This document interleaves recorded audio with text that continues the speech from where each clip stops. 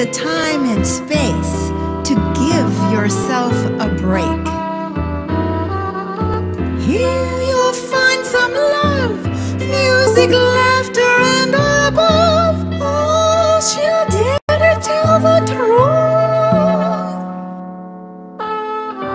And so come to Granny's place and give your spirit a big boost.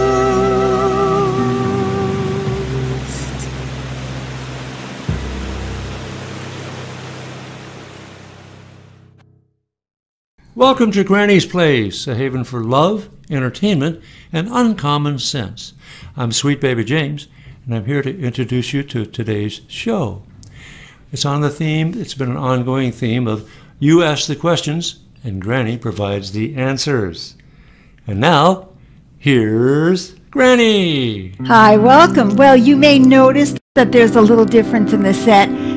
Do you remember I made a cryptic remark about that last week, that there was going to be a change in the set? Well, we didn't know it was going to be this week, but everything is moving so fast. I think the Earth is moving faster. Must be. Don't you think? I think that must be it.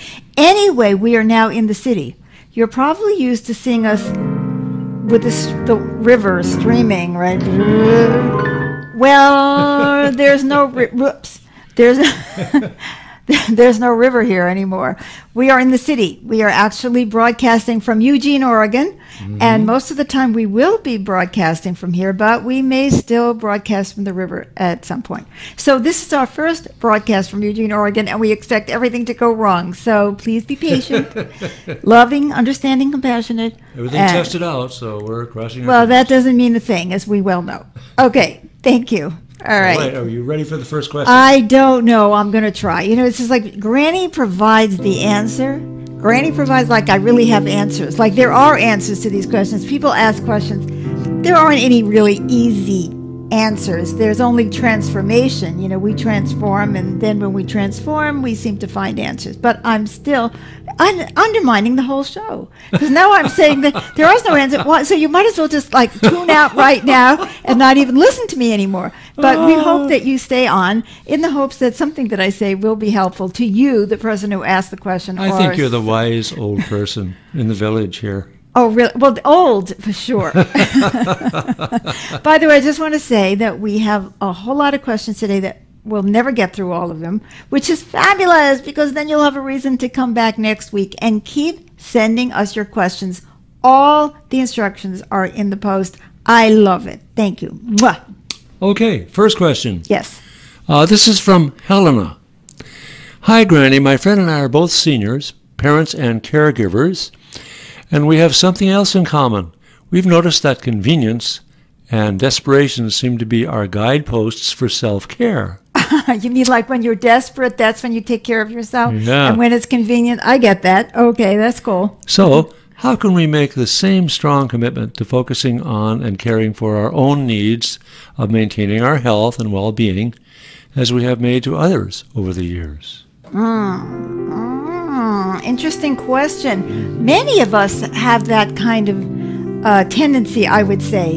You're not alone, Helena, you and your friend, except that it becomes more challenging as you become a senior.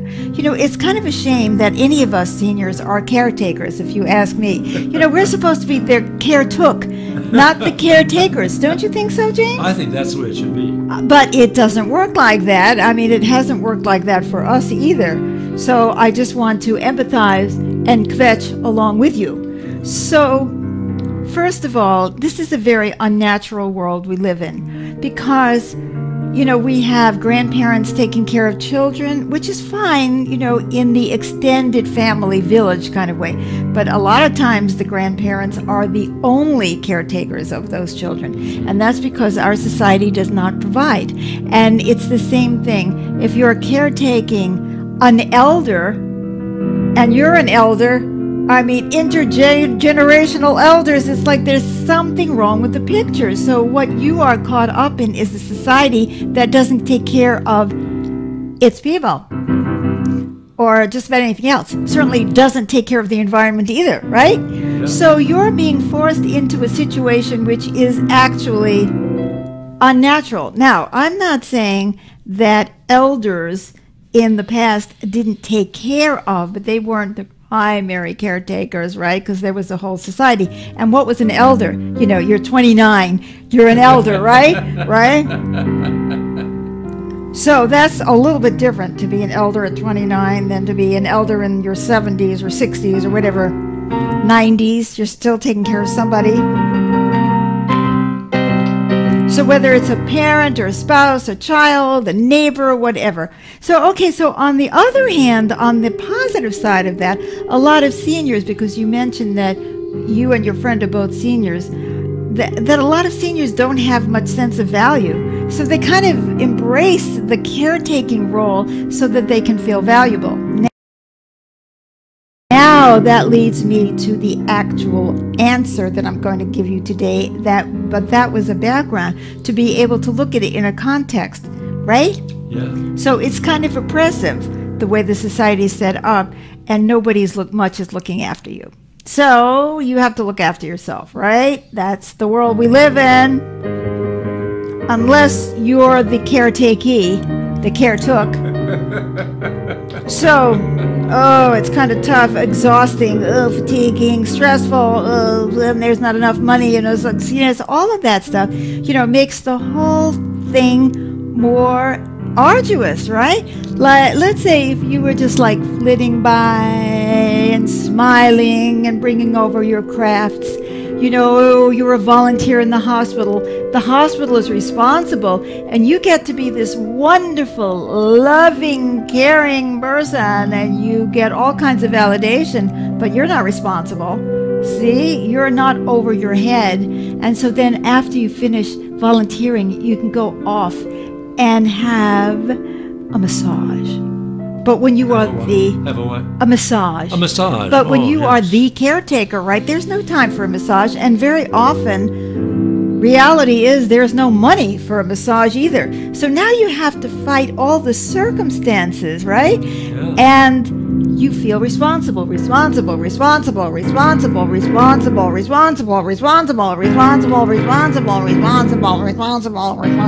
get the idea that you might feel responsible? I get the idea. Well, the R word.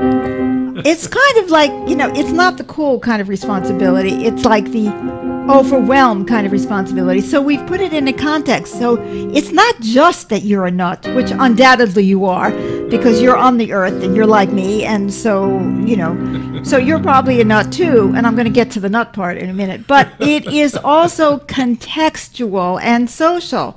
So you look around and say, well, what is supporting me to be different?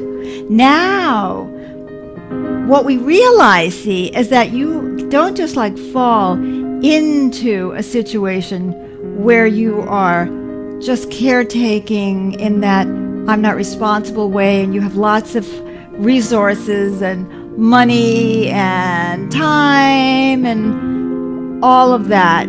So you have to make a fight to take care of yourself. It's not built in. Not built in, not built in, not built in. So then you have to start looking at your own psychology. It's like, well, when you were a child, probably, or at some point in your life, what were you rewarded for? So many people who become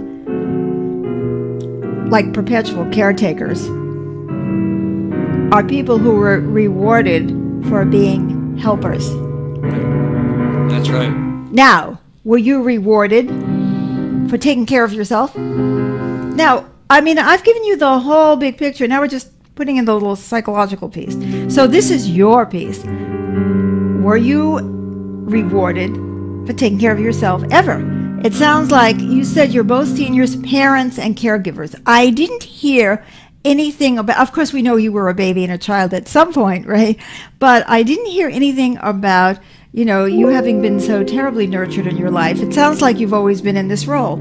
So most people will gravitate to the role that makes them feel safe. They feel competent because they know how to do it. Competent.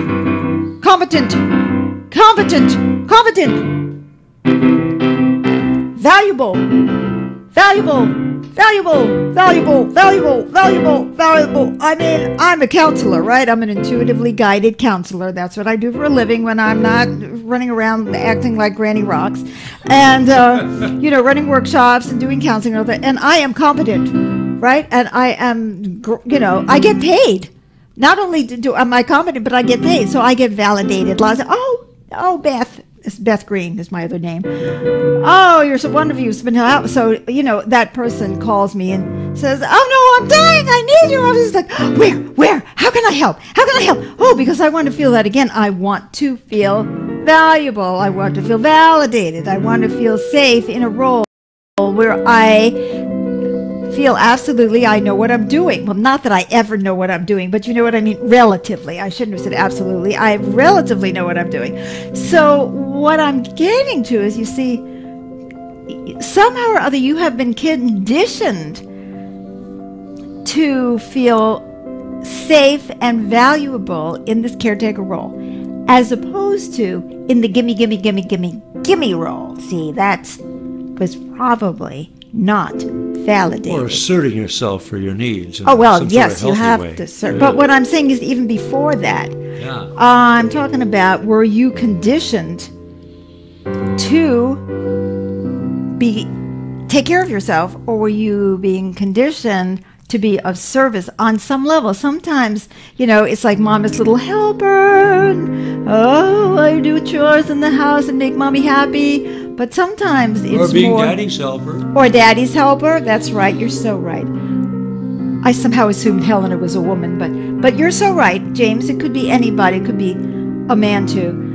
But there's another level where you're not mama's little helper in terms of doing the housework, but in terms of being understanding, a good listener, a validator, Oh, I'm so wonderful. So now you have to not only deal with all that societal stuff that is not set up for us humans to survive. The whole society isn't set up to nurture humanity. But in addition to that, you have to fight your own programming, if you happen to have this too, which many of us who end up in this role do. And that programming which says we're going to be validated, we're going to be loved, we're going to be valued, we're going to be safe, we're going to be in our little bailiwick here by being the caretaker instead of the caretook. So where does it come naturally for you to take care of yourself?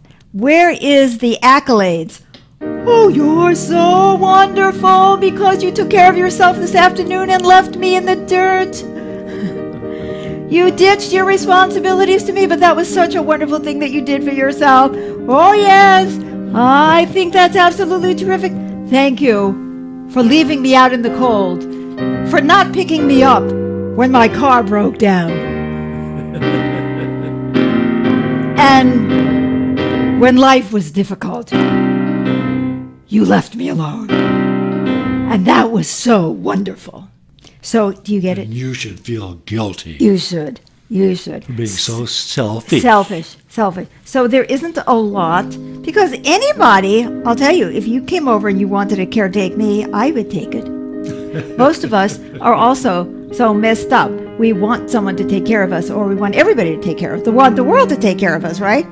So, it's natural that everybody, unfortunately, it's natural, it's not healthy, it's not good, but we all tend to be kind of grabby for our own needs because we grow up in a me-based society. So you've been conditioned, you've been programmed, and you've been anti-programmed to take care of yourself because that would make you selfish. So that's what you have to face. So how does one change this ingrained pattern? Well, you just got to face it and do it. Uh-huh. So, but I've spent a lot of time on this question. So I think we should go for, I hope that question helped you at least, yes. Yeah, well, fight for yourself. You have to fight for yourself, but you need to look at all these conditions that I'm talking about. Yeah, and heal them. Yeah. Are you being set up? If you had that stuff in your history, are you going to overcome it? Are you going to have the nerve to do what is uncomfortable? In order to be well? Yeah. Good Sounds question. better than being desperate. It does. Yes. Okay, then. Next question. This is from Erica. Hi, Granny. Would you please offer a definition for spirituality that we can use in our day-to-day lives? I keep encountering definitions for spirituality that could only be maintained if I were living in a dream state. Yes. I'm going to put on my spirituality.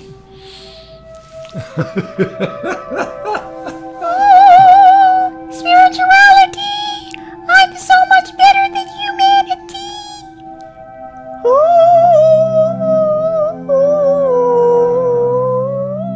Okay, what is spirituality? I think we're going back down.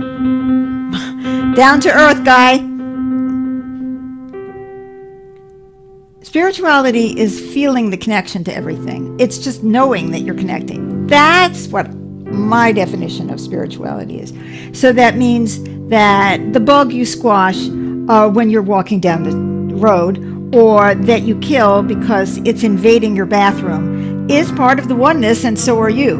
And that makes you kind of think about things a little bit more. It doesn't mean you don't squash it, but maybe you try to take it out, right? Unless it's there's a whole colony of them and they're eating your house up alive, and then you suddenly find yourself trying to get rid of them. You know what I mean? It's like, oh my God, it's so hard. It's so hard to be connected, spiritual, like, yes. You know what I'm saying? You're going down the road and some a-hole is trying to knock you over, right? Or cut you out. Cut you off. And you say, we are in the oneness now. I know that we are connected. I am that. Right. How long can you keep that up? Unless you're on drugs. So then you become, get that at it. So spirituality that is that like heavy duty expectation of yourself not to be human doesn't work. In fact, it's counterproductive, because it either makes you fly out of your body so that you can maintain this, makes you take drugs, or it makes you hate yourself, right? It's like, oh, I'll never be spiritual love because, I killed a bug, or because I want to kill my husband. I didn't say that. I didn't mean him. No. So, what it is that sense of connection. It doesn't tell us exactly what to do in every situation. And it can't be like chains around you that make you anything but human. See, because we are human spiritual beings. We're not spiritual beings having a human experience. We're not human beings who are having a spiritual experience. It's just that we are human beings, and that is part of the oneness, no more or less than that bug. So, if you say, oh, yes, but that bug is part of the oneness and I should treat it differently. I'm using the bug, but, it could be anything, right? We should be more compassionate, and we should. We should be way more compassionate. We should be way more conscious. But what I'm saying is we, pathetic humans, I didn't say that, are just as much a part of the oneness as anything else. And that ain't easy.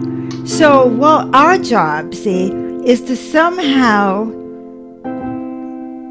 keep remembering our connection to one another and really stretch ourselves into the place of remembering our oneness, no matter how difficult it is. Like, okay, your ex is a jerk, or he hasn't sent you the alimony this month, or any of that kind of stuff. What we do is we try to understand. We try to say, well, what is going on with him? And we really try to talk to him, and we try not to blow up.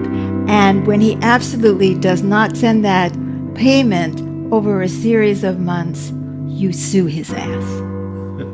Now, how could that be spiritual, Granny? Isn't spiritual? That doesn't sound like... Well, that's because one of the aspects of spirituality, of knowing that we're part of the oneness, is holding ourselves accountable and holding everyone else accountable too. So we cannot constantly overlook hurtful behavior of others' people and just say, oh, well, I understand. I don't judge. Blah, blah, blah, blah, blah. You know, maybe there's a good reason that your ex is not sending you alimony. You talk to him and then you realize there is a good reason. You don't need it. And you're not vindictive because you're so spiritual. And you say, you know, I get it. You know, why don't you skip it for now? Because I don't really need it and it's okay. But if you really need it and he's just trying to play a game and get away with something, then you are not supporting his spiritual evolution by letting him treat you like you are not part of the oneness. So what you can see now is that spirituality isn't just one very simple, easily defined, linear thing.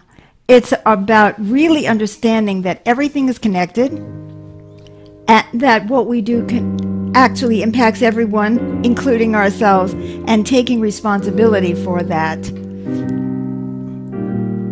And seeing that, not necessarily being Miss Sweetie Pie, but being responsible, accountable, mutually supportive, differentiated, all the good stuff in living with reality, which is here. Now, it was over there sort of in the last, in our last set, and there it is. Living with Reality. It's a great book. It's free on the innerrevolution.org. Okay. Oh my God, at the rate that I'm going, I'm not going to answer anything. We've got like 10 questions and I've answered 2. Well, you've had extensive answers to 2 of the questions. I have. I'm going to try to speed. Are you ready for the next? Yes, I'm going to try. Okay.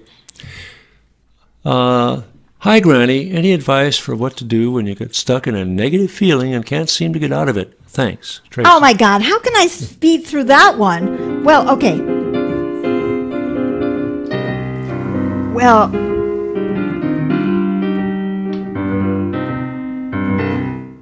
first of all, you have to ask yourself, is it a negative feeling or is it a negative thought?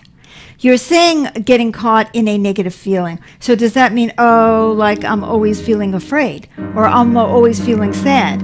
Or are you just always having negative thoughts like, I should kill myself, I'm no good? See, there's a difference. I have to know whether you mean a negative feeling or a negative thought, but they are related.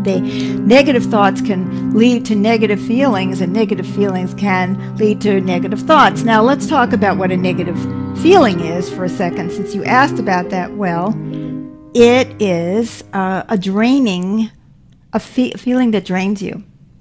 Now, fear, anger, that kind of stuff, those aren't always bad.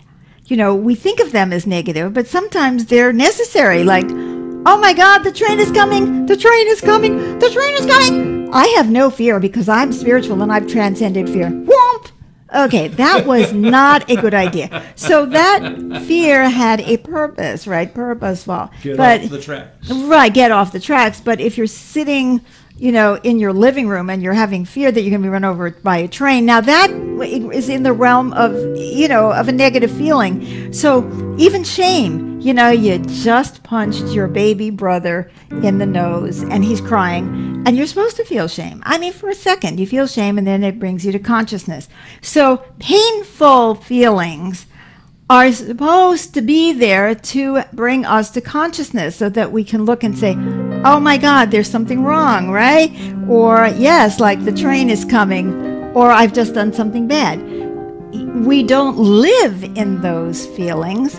We use them as a source of awareness. It makes us smarter, right? Okay, so if you find yourself, though, carrying fear all the time, or whatever the thing is, that negative feeling means that there's either something really bothering you that you haven't identified, or you are unfortunately programmed towards negativity, those neural pathways or whatever those things are, right? And that's time to look at what can get you out of it, dancing, laughter, playing music, changing your diet, all of the things that could be causing that. Sometimes we need medication to break the cycle, of depression. But now let's talk for a minute about negative thoughts. Now, you see, I have to get through this. It's a complicated question, right? Because negative thoughts are, you stupid bitch. You know, you don't know how to play the piano. You're talking too much in the show. You're not answering enough questions. Everybody's going to turn off. That's the end. It's the end. It's the end. Of course, nobody pays me for this anyway, so it's not the end of anything that, you know what I mean? So, anyway, what can I say? So, negative thoughts, if you're having the same thought over and over again, then that gives you another opportunity. See, the first time, we have an opportunity to even see whether there's something really going on inside us that we're not facing, which is why we're feeling negative feelings, or whether we've gotten caught up in a depressive cycle and what can we do to break that. But it's the same thing with negative thoughts. If I'm having this recurring negative thought, I have to ask myself why.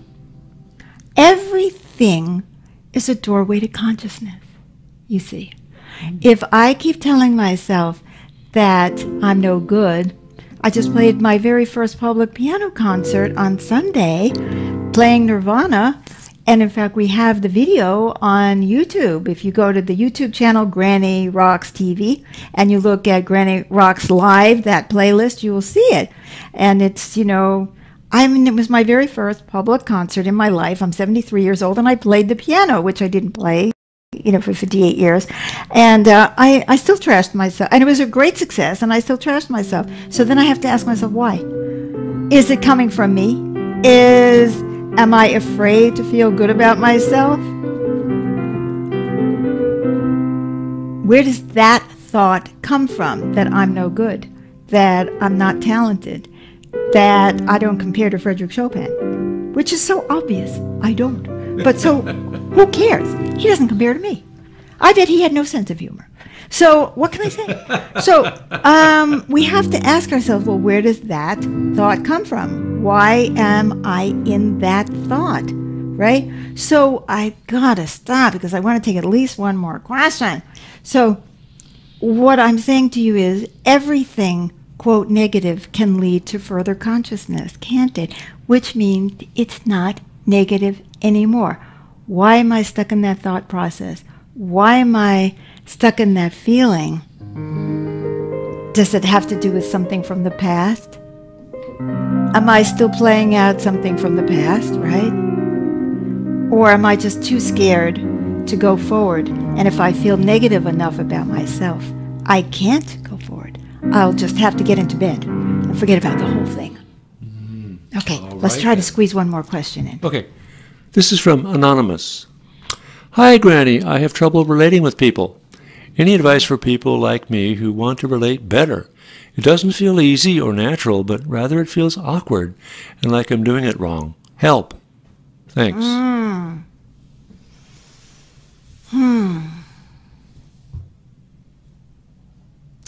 There's something in that question that's very interesting, which is you want to relate to people, but you're talking about you. You feel negative about yourself, right? You're thinking you're doing it wrong. Yeah. Well, my advice to you, because you asked me for advice and not an analysis, right, is that you say to yourself, I'm not relating to them, I'm relating to me. I'm only thinking about myself here.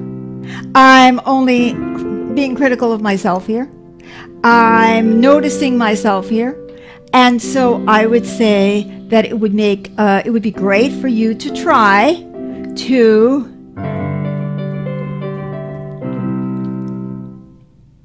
just be with somebody for 2 minutes and think about them instead of you.